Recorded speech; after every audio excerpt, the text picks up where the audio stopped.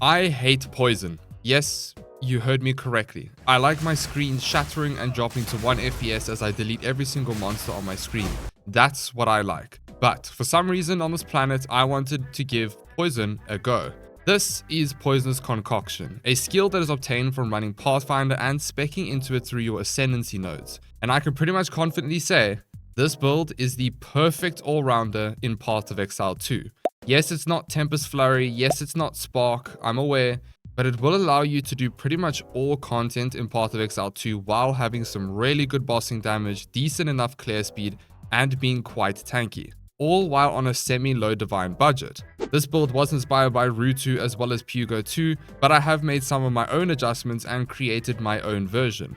Now you are probably asking, didn't Poisonous Concoction get nerfed? Yes, Poisonous Concoction did technically get nerfed, as they are no longer affected by bow skills, which in theory did hurt this build's damage. However, as you can see by this gest, I never know how to say his name properly, clip in the background, the damage is more than enough. So why poison and why is it so good? Poison is an ailment that deals chaos damage over time, but the poison damage over time effect is scaled accordingly. Physical and chaos damage will contribute to your poison magnitude. The nice thing about Poison Concoction is it will guarantee poison on hit, so we don't need to worry about poison chance on our build. The base magnitude of your poison damage over time is 20% of the physical and chaos damage of the initial hit that you inflicted. So, if I hit for 1000 physical and chaos damage with our Poisonous Concoction, my poisonous damage over time will be 200. But Poisonous Concoction has innate 100% more poison magnitude, and you scale even more on your skill tree as well as your jewels to further increase the base poison magnitude. Now, the most important stat for this build, which overrules all of the poison magnitude, is crit. Crit scales your poison damage over time drastically, as you will scale the initial hit by a huge amount with crit damage, leaving you this kind of damage against bosses. This is post-nerf. And shock can also affect your poison damage over time, as shock by itself increases the amount of damage a target takes, which is affected by poison too. So keep this in mind if you want to build this. Now let's talk about how poison works as a whole. Poison can stack once by itself, but you can get up to 6 stacks through your skill tree and through your Pathfinder Ascendancy with overwhelming toxicity. This is 6 times where your poison damage can scale with crit. Poison damage over time will always favor the highest damage roll. So if you, let's say, hit once for 2000 damage, and then the next hit you hit for 10,000 damage because of the crit, that 10,000 will overlap, and the damage over time will then overlap the previous one. So the highest DPS will always overlap. This means pairing increased poison magnitude with crit as well as scaling some chaos damage will allow you to constantly keep stacking up higher damage rolls against bosses, making this an extremely good boss killer. And when it comes to Poisonous Concoction, it's a skill that has a lot of flat chaos damage through your skill. In fact, it's only chaos damage, and Poisonous Concoction's damage is scaled drastically through gem levels. The higher the gem level, the more you will scale your damage. We can do this through Widow Hail, a quiver with projectile skills, an amulet with projectile skills, and through our tree, as well as our links in our gem setup. But we will deep dive this in the damage section. Now, what about clear and map clear?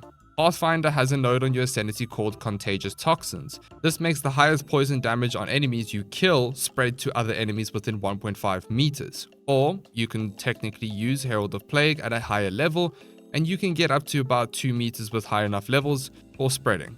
Although I don't run that, I find 1.5 meters to be okay. I feel like the Herald of Plague is a min-maxing thing and it's just not needed. Now I know you are asking the question, as you have most likely seen all the other Poisonous Concoction videos, what about Corpsewades?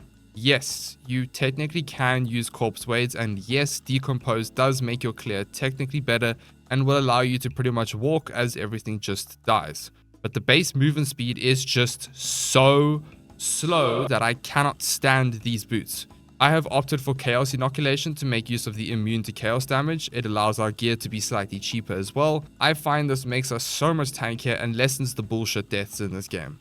If you do not want to run Chaos Inoculation, you can technically run Queen of the Forest and then run Corpsewades. That does work. But I find that the clear is more than enough with Chaos Inoculation, and just throwing down your flask the whole time while spreading to nearby enemies. I find it to be actually a lot faster than Corpsewade because you have higher movement speed, and also you have a decent amount of attack speed with Widow Hail and your quiver. I much prefer 35% movement speed boots over Corpsewade. It's a lot better. But you have to be careful when you do this to make sure not to overspam your concoctions. Halt! If I could ask that you hit that like button, as this is my first video on this channel and it will help with the algorithm. Thank you, my lovely Exile. Let's talk about damage and how we scale it in this build. Like I mentioned earlier, Poisonous Concoction mainly scales its damage through gem levels. Poisonous Concoction is a default skill in a sense. It's not a gem socket that you get from gems. It just comes from your skill tree. When you spec into it, it will automatically be equipped into your gem slots, and this skill will scale with your level accordingly, as well as the amount of sockets it has. At level 90, you will get a level 20 Poisonous Concoction with a free 6-link gem. This is incredibly handy as it allows us to cut costs for this build for its gems. We then scale the gem levels even further by using a quiver with +2 to projectiles. Now this may not seem like much, but we pair this with the Widowhail bow, which I'm sure many of you know by now. This bow will increase the effectiveness of your quiver up to 250% uncorrupted, and can go up to 300% if corrupted. And the way this increased bonus is gained from quiver stat works is for every 50% of the stat, you gain a projectile skill level. At 300% of the stat, that turns +2 into +8. Now that's just from Widowhail. You can also scale this even further from your passive tree, having this cluster here, which gives us an extra 80%. And then we have jewels that can further increase this effect on your passive tree to add even more levels. And then you can get +2 or +3 on your amulet, and then you can get through gem sockets, and after all of this, you can get Poisonous Concoction to around level 35, which is pretty high, let's be honest here.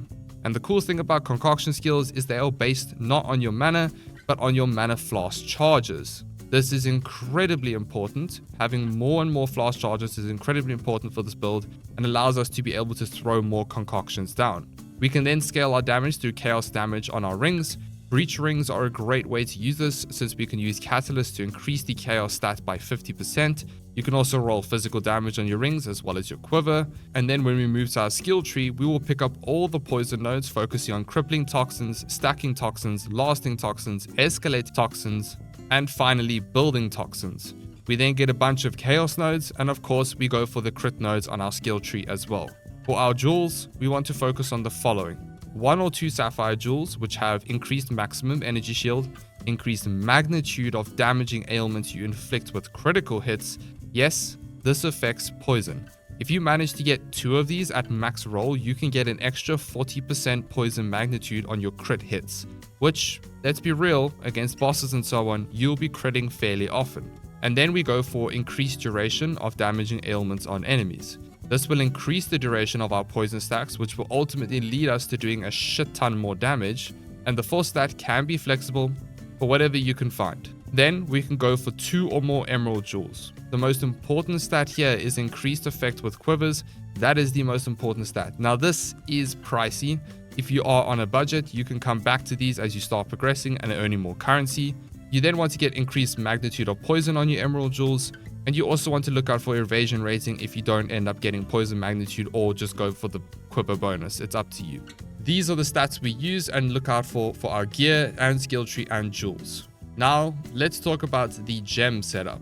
Remember, Poisonous Concoction scales with your levels, and at level 90 you get your 5th socket for free. In order, you can go Scattershot, Martial Tempo, Chaos Infusion, which will give us an extra 25% chaos damage as we only do chaos damage through Poisonous Concoction, Deadly Poison to scale our magnitude, and then Chaos Mastery to increase our gem level.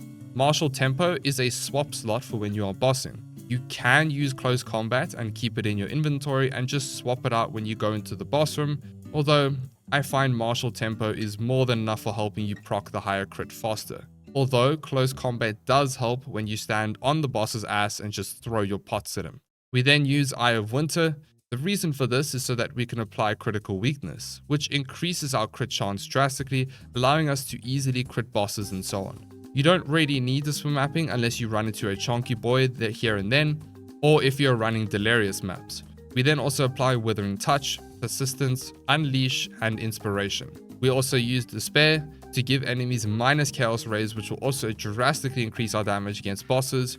We slot in Heightened Curse and Focused Curse as well. These 3 skills are our main damage skills. The rotation is very simple. run to boss, cast Eye of Winter, cast Despair, throw down your potions as many times you can, and that's it. For our defensive skills, we use Wind Dancer with Clarity, Blind, and Maim, Grim Feast with nothing equipped, Ghost Dance with Fast Forward equipped, Alchemist Boon, which is incredibly vital for this build as it will help us to regain our flask charges when you're not killing things. The next 2 gems are optional. It's something I am testing, so if you guys can find a way to reliably do this, it will increase your damage by a significant amount. I have put Stormcaller Arrow as well as Voltaic Mark so you can apply Shock onto bosses and increase the effectiveness of Shock with Voltaic Mark. This can push our damage up by a lot, but this is me just testing it. It's not reliable 100% of the time. When it does work, it's elite. I did socket in Conduction to have increased shock chance, and that's pretty much all the gems covered. Now let's talk about our defensive layers. Firstly, we are running a Chaos Inoculation evasion rating focused build. I prefer Chaos Inoculation as you can scale Energy Shield a lot easier as a Pathfinder through your tree and gear. And evasion rating, while being a giant slot machine, is still somewhat good. I do wish we could have scaled high enough for acrobatics, but the reality is we are running a comfortable 80% plus evasion with over 4 to 5k Energy Shield depending on your gear. And we are running Grim Feast, which doubles that. So we are fine for the most part. We do spec into Subterfuge Mask, which means we need to scale as much Energy Shield on our helmet to gain a huge amount of evasion rating through our helmet alone. And we also spec into Spectral Ward, which gives us +1 maximum Energy Shield per 12 evasion rating on your equipped body armor. This means we'll be running a hybrid ES and evasion rating chest. More specifically, the wax chest is really good, or any of the other hybrid bases. We want to get as high ES and evasion so we can gain the benefits of Spectral Ward. So all in all, our defensive layers are high amounts of Energy Shield, 80% plus evasion, Grim Feast, and Wind Dancer as well as Ghost Dance. Overall, the build is pretty tanky, but you can still die with some rippy content. Before we go to the gear section, what is the price for this build? Well, you can honestly run it on a budget with just a few divines. But to get the damage that I'm doing with my current setup, I haven't even fully min-maxed yet. It's like semi-min-maxed. You are looking between 15 to 30 divines depending on your rolls. That's not too bad for an end game semi-min-max setup that can do pretty much all content in this game comfortably. So with the gear that I'm about to show you, you can scale down the stats to make it cheaper, and then as you start farming some divines or get good drops, you can constantly invest into the build to get better gear. To briefly go over the skill tree, basically we start by speccing into our bunch of evasion rating nodes, and then we move into master fletching. This whole cluster right here is extremely important because of course it gives us that 80% increased quiver bonus. We then spec into a bit of evasion rating with our toxin nodes over here and here. So we grab crippling toxins, stacking toxins, lasting toxins. Those are extremely important. We then spec up here, and I did grab some extra dexterity as I needed for my build, but of course it depends on your stats and your gear. We grab Subterfuge Mask, that is incredibly important.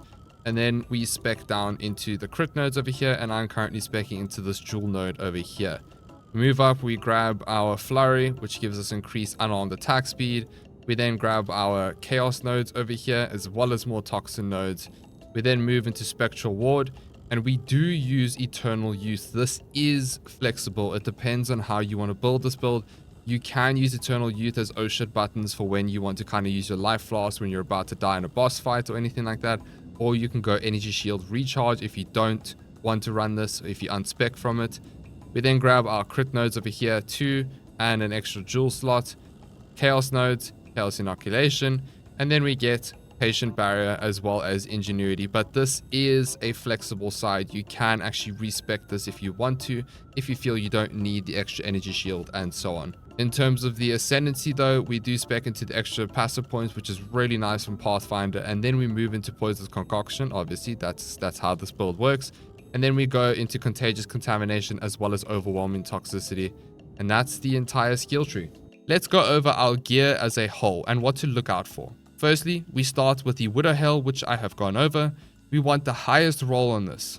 As you make more currency, you can invest into a 290%. I think I paid like 5 divines for mine. I don't know how much it is now. But yes, you want to aim for the highest Widow Hail that you can afford and keep going up and up and up, eventually till you get 300%, which is incredibly expensive. Then we have our Quiver. For the quiver, the most important stat is +2 to projectile skills. That is the most important. The quiver generally will be the most expensive part of this build. However, you don't need to go for +2 if you are starting out on a budget. Go for +1, then work your way up. We want attack speed. I did get lucky with this quiver. I bought it for 2 divines a few weeks ago. That has a double attack speed roll. But you don't need the double attack speed roll. You just need one above 10%. Then you want to go critical chance or critical damage on your quiver. This is up to you. I do have crit chance, but I am thinking of switching to crit damage, as even with Eye of Winter, you crit more than enough in my opinion. Then you want flat physical damage to attacks to scale the initial hit damage, and the other stats are flexible to what you want or to what you need. Those are the 4 main stats you want: projectile gems, attack speed, crit, and flat fizz. You can also go lightning damage to attacks for the Stormcaller arrow synergy to potentially scale the lightning damage and allow you to have a higher chance to guarantee a shock. Moving on to our helmet, like I said, the highest energy shield you can go. You don't need to go for 400 plus, you can go lower and work your way up. Even if you're watching this and you want to do this on a budget, you can go to around 3k energy shield for this build, and you could probably do tier 15s pretty comfortably, as you have Grim Feast doubling your max energy shield. We then want to fill up our resistances. You can go rarity. This character does have 104% increased rarity, which is nice, but it's not needed. For the gloves, same thing as our chest. A hybrid base with as much flat maximum energy shield as we can get, and filling our resistances. You can also get increased crit damage on your gloves if you don't want rarity. Same thing with our boots. We can go flat energy shield, try our absolute best to go for minimum 30% movement speed. This is incredibly important for clear speed, but if you are on a budget, start lower and work your way up. For our chest, we go as high evasion and energy shield as possible with spirit. We do need a minimum of 145 spirit for this build to work, 175 if you're wanting to try out the Herald of Plague synergy. Although you will have dexterity issues, as you need a minimum of 195 dex for level 19 Herald of Plague. So I would say you can decide this or do this at your own discretion. And of course, we fill up our resistances. For our helmet, gloves, boots, chest, we focus on the normal stats and filling up our resistances. It's nothing special. Let's talk about our belt. This is so important. Please do not skip this. You need to get flask gain charge per second on your belt as the implicit, and then get reduced flask charges used. Of course, resistances as well. I will go over in detail later on in the video why this is the case, but it is incredibly important for comfort. Our rings will be resistances, increased chaos damage, and physical damage to attacks, as well as some stats that you may be missing. This all depends on your gear setup. This is flexible, and it applies to both rings. If you can, get breach rings to use chaos catalysts, but these are pricey if you are on a budget, so move your way up if you are going budget. For our amulet, you want to focus flat energy shield and then get +3 projectile skills. This is expensive, so you can start at +1 or 2 and then move your way up to 3. And the other stats are flexible to what you need, but you can get creative here. Now let's talk about flask problems. There is one major issue about concoction builds, and that is flask charges. Like I mentioned earlier, Poisonous Concoction is based on your mana flask charges. Every time you throw concoction, you will use 3 charges. So if your mana flask is lower on the maximum charges, you have less throws or less times to, use the skill essentially. And you generally have no way of sustaining them unless you kill enemies or Alchemist Boon. So there is a way to combat this if you do find yourself running out of flask charges. And that is Alchemist Boon, which I have shown in the gem section, but that isn't enough in my opinion. We need to get our hands on a fine belt, which has the implicit gain 0.17 charges per second. And we get reduced flask charges on our belt. These are the only ways that I can think of to sustain our flask charges, since when it comes to bossing, if we run out, it's tough, it's rough. And the most important thing is getting the highest roll possible on your mana flask for increased charges. Because if you don't have these 2 things in your build, you'll find yourself more often than not running out, and then you're just running around like a headless chicken, hoping that Alchemist Boon will regain your flask charges so you can cast it once to gain more flask charges by killing enemies. This is why I haven't suggested Ingenuity in my opinion. I did want to run it. While I do think my current damage is more than enough when it comes to killing bosses, if you feel confident enough that you can kill a boss with Ingenuity before you lose all your charges, then I would suggest running Ingenuity with your build. It will increase your damage drastically, especially if you have a lot of chaos damage scaling on your rings. But I prefer to be safe. If you guys know of any other way to sustain your flask charges, let me know in the comments below. Lastly, for leveling a Pathfinder, the best combo I used was Gas Arrow and Radiant Grief. This carried me straight to mapping, in which I did my Sanity then, and then switched over to Poisonous Concoction. If you want to get the links and everything, I did follow Phase Shifter's guide. I will show the screenshot here and I'll add a link in the description. And there you can follow the whole video where he explains how to level, with Widow Hail and Gas Arrow and stuff like that. For final thoughts on this build, it's a really nice all-rounder that offers you pretty much everything. There are some cases where you will die. It's not like you're immortal. It's not like you're extremely tanky, but you are more tanky than most builds. And this game is generally quite rippy, but we do minimize a lot of deaths with Chaos Inoculation and Grim Feast to keep us alive for the most part. And we make use of Eternal Youth for oh shit moments. If you are looking for a build that doesn't require you to have an Astromentus or Temporalis, but allows you to delete bosses, yeah, this build is perfect for you. Let me know your thoughts, as this is my first Path of Exile video. I would be interested to hear your thoughts in the comments below, or if you have any suggestions when it comes to making this build better. Thank you so much for watching. Hope you get a mirror. Bye, Exile.